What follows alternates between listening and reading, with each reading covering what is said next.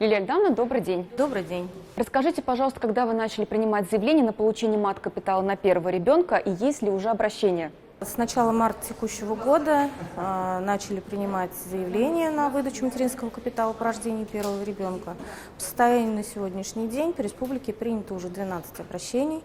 Заявители, естественно, и до марта месяца к нам обращались с консультативными вопросами по этому поводу. Какие документы необходимы для оформления мат-капитала? Это паспорт гражданина Российской Федерации. Основным заявителем, естественно, у нас является мама. Если же мамочка отсутствует, то в таком случае заявлением на распоряжение материнского капитала может обратиться либо опекун, либо папа. Тоже при наличии документов, удостоверяющих личность, документов, подтверждающих опекунство.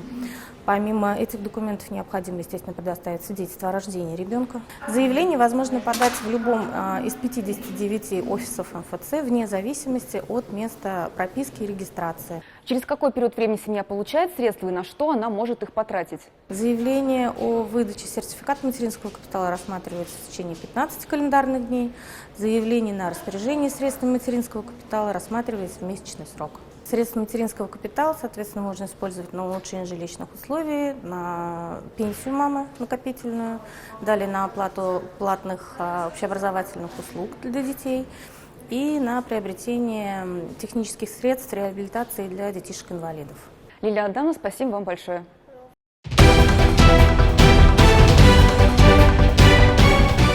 Все новости дня, выпуски программы «Новости Татарстана», программы и фильмы на сайте tnv.ru и на YouTube-канале ТНВ. Подписывайтесь.